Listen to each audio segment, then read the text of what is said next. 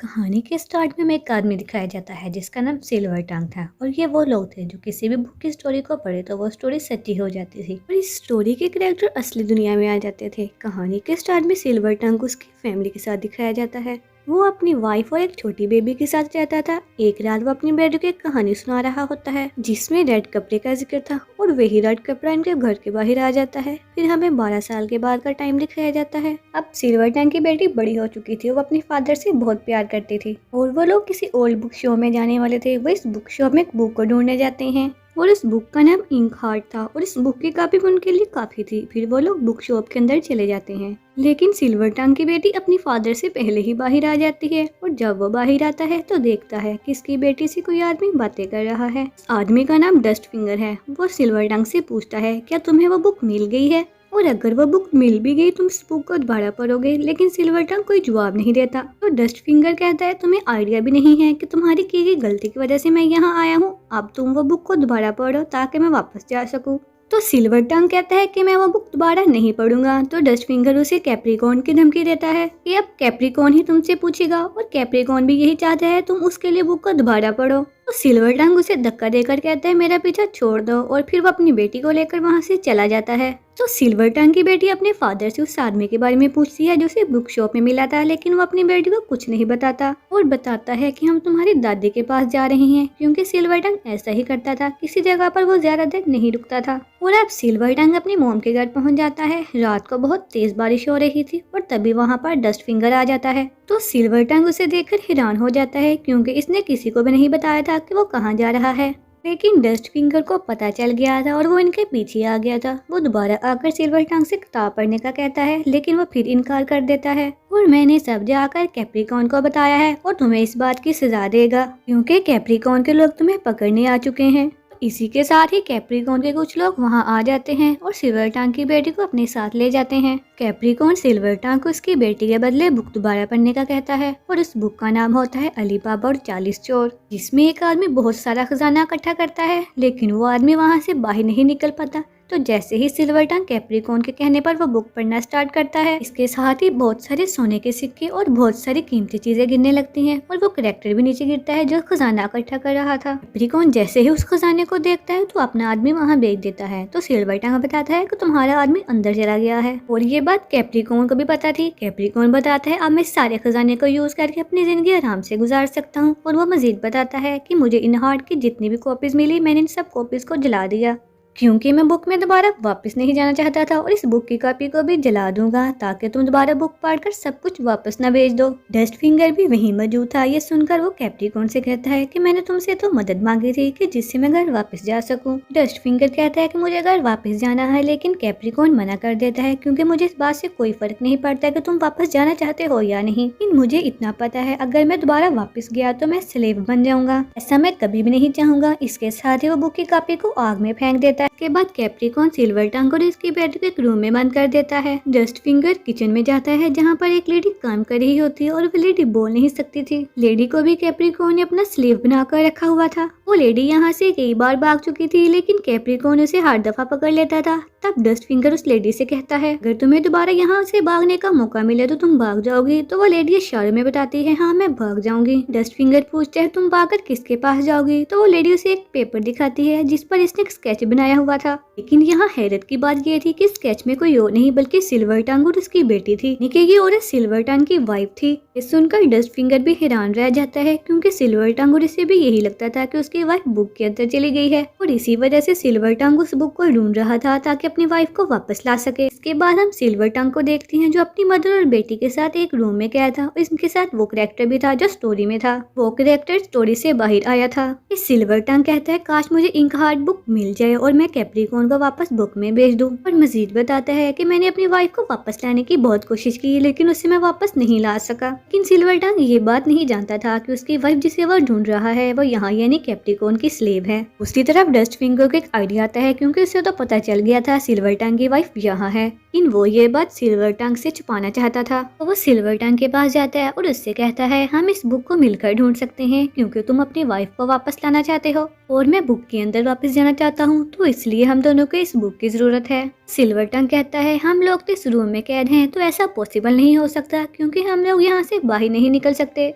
तो dust finger उसे एक बुक देकर उसमें से स्टोरी पढ़ने का कहता है। मैं किसी स्टॉर्म का जिक्र था। तो सिल्वर टंग उस बुक को पढ़ना स्टार्ट कर देता है कि तभी वहाँ एक जबरदस्त स्टॉर्म आता है, जिसकी वजह से वो लोग वहाँ से भाग जाते हैं और उस बुक की तलाश के लिए निकल जाते हैं। सब लोग वहाँ से निकल चुके थे, लेकिन सिल्वर टंग की वाइफ अभी भी वहाँ मौजूद थी। तो डस्ट फिंगर को हेल्प का कह रही थी, लेकिन डस्ट फिंगर उसकी हेल्प नहीं करता और ना ही बात सिल्वर टंग को बताता है, क्योंकि अगर सिल्वर टंग को ये पता चल जाता कि उसकी वाइफ तो यही है तो वो कभी भी डस्ट फिंगर के लिए इस बुक को न पढ़ता जो इसने पढ़ने के लिए कहा था, और ना ही सिल्वर टंग बुक को ढूंढने के लिए एग्री होता। तब सिल्वर टंग ने बुक इंक हार्ट की राइटर को ढूंढ लिया था और वो लोग इस राइटर के जरिए बुक ले लेते हैं। बुक देखकर डस्ट फिंगर बहुत खुश हो जाता है और वो सिल्वर टंग से जल्दी इस बुक को पढ़ने का कहता है, क्योंकि वो जल्द से जल्द बुक में वापस जाना चाहता था, अपनी फैमिली से मिलना चाहता था। लेकिन सिल्वर टंग उससे कहता है कि पहले मैं अपनी वाइफ को वापस लाऊंगा, फिर तुम्हें बुक में भेजूंगा। लेकिन डस्ट फिंगर ये सोच रहा था ये तो अपनी वाइफ को बाहर नहीं बुला सकेगा, क्योंकि वो तो कैप्रिकॉर्न के पास है और मुझे वेट करना पड़ेगा। तो यहाँ डस्ट फिंगर उसे सब कुछ सच सच बता देता है और कहता है कि मैंने तुमसे ये बात छुपाई क्योंकि तुम ही वो बुक को ढूंढ सकते थे जिससे मैं बुक में वापस जा सकता हूँ। ये कहकर वो सिल्वर टंग से बुक को छीनकर वहाँ से जाने लगता है। सिल्वर टंग की बात सुनकर गुस्से में आ जाता है कि तुमने पहले मुझे नहीं बताया कि मेरी वाइफ भी यहीं पर है, अब तुम्हें बताना होगा मेरी वाइफ कहाँ है। डस्ट फिंगर बताता है कि जहाँ से हम लोग भाग कर आए हैं तुम्हारी वाइफ वहीं पर है। ये सुनकर सिल्वर टंग और ज्यादा गुस्से में आ जाता है। तो तब डस्ट फिंगर कहता है जिस तरह तुम्हें अपनी फैमिली से बहुत प्यार है, मैं भी अपनी फैमिली से बहुत प्यार करता हूँ। डस्ट फिंगर उसका शुक्रिया अदा करता है कि तुमने मुझे वो बुक ढूंढ कर दी। तो सिल्वर टंग उसे अपने साथ जाने का बोलता है ताकि उसकी वाइफ को आजाद करवाया जाए। फिर वो दोनों वहां जाने के लिए तैयार हो जाते हैं। सिल्वर टंग अपनी बेटी को अपने साथ लेकर नहीं जाना चाहता था, तो इसलिए वो अपनी बेटी को बुक राइटर के घर ही छोड़ देता है और फिर वो डस्ट फिंगर के साथ कैप्रिकॉर्न के पास जाता है जहां उसकी वाइफ कैद थी। इसके बाद सिल्वर टंग की बेटी जो राइटर के घर में थी तो वहां बैठकर एक बुक पढ़ रही होती है जिसमें एक डॉग का जिक्र था। तो उसके सामने वही डॉग आ जाता है, क्योंकि सिल्वर टंग की बेटी के पास भी वही टैलेंट मौजूद था, जिससे उसे पता चल जाता है कि वो भी एक सिल्वर टंग है। फिर बुक राइटर इसके पास आता है, लेकिन ये बुक राइटर भी कैप्रिकॉर्न के साथ मिला हुआ था, तो इसके साथ कैप्रिकॉर्न के कुछ लोग होते हैं। कर देखकर पता चल जाता है कि ये भी सिल्वर टंग है, तो इसकी बेटी को पकड़कर कैप्रिकॉर्न के पास ले जाते हैं और साथ ही राइटर को भी ले जाते हैं कि इसने ही उन लोगों को वो बुक दी थी। फिर इनको बेसमेंट में ले जाकर कैद कर लेते हैं जहाँ सिल्वर टंग की बेटी को कैद किया था, उसके साथ वाले रूम पे डस्ट फिंगर भी कैद था। वहाँ से डस्ट फिंगर भागकर सिल्वर टंग को बताता है कि तुम्हारी बेटी को वो लोग कैद करके यहाँ ले आए हैं और उसी ने मुझे बताया है कि कैप्रिकॉर्न के पास अभी भी इंक हार्ट की एक कॉपी मौजूद है और कैप्रिकॉर्न उस बुक के जरिए कैरेक्टर को बाहर लेकर आना चाहता है जो बहुत ही स्ट्रॉन्ग है। उस कैरेक्टर के पास ब्लैक मैजिक है और उसका नाम शैडो है और हमें कैप्रिकॉर्न को ऐसा करने से रोकना होगा। और वो मजीद बताता है कि कैप्रिकॉर्न तुम्हारी बेटी से आज वो बुक पढ़ने का बोलेगा ताकि वो शैडो को इस दुनिया में ला सके। ये सुनकर सिल्वर टंग बहुत परेशान हो जाता है। हम सिल्वर टंग की बेटी को बेसमेंट में देखते हैं, उसके साथ राइटर भी मौजूद था और वो राइटर सिल्वर टंग की बेटी से कहता है कि जो होना था हो गया, लेकिन अब मैं इस बुक की स्टोरी को बदल दूंगा जिससे सब कुछ ठीक हो जाएगा जब तुम वो बुक पढ़ोगी। लेकिन तभी वहाँ कुछ लोग आकर सिल्वर टंग की बेटी को अपने साथ ले जाते हैं, क्योंकि आज वो बुक पढ़ने वाली थी जिसके पढ़ने से शैडो यहाँ आ जाएगा। फिर सिल्वर टंग की बेटी बाहर जाकर किताब को पढ़ना स्टार्ट कर देती है। इसके बाद शैडो वहाँ आ जाता है जो कि एशिज यानी रॉक से बना हुआ था और वो काफी बड़ा था। इसकी आंखें ऐसी थी जैसे आग निकल रही हो। शैडो को देखकर वहाँ मौजूद सब लोग डर जाते हैं, लेकिन कैप्रिकॉर्न उसे देखकर खुश हो रहा था क्योंकि शैडो कैप्रिकॉर्न की बात मानता था। दूसरी तरफ बुक राइटर को भी अपनी गलती का एहसास हो चुका था, तो वो एक पेज पर स्टोरी लिखता है जो कि बुक की स्टोरी से बिल्कुल अलग थी और ये स्टोरी शैडो को वापस भेजने में हेल्पफुल हो सकती थी। तो बुक राइटर उस डॉग के जरिए जिसे उस लड़की ने स्टोरी पढ़कर बुलाया था उसकी मदद से वो पेज सिल्वर टंग की बेटी तक पहुंचाता है जिस पर उसने दूसरी स्टोरी लिखी थी।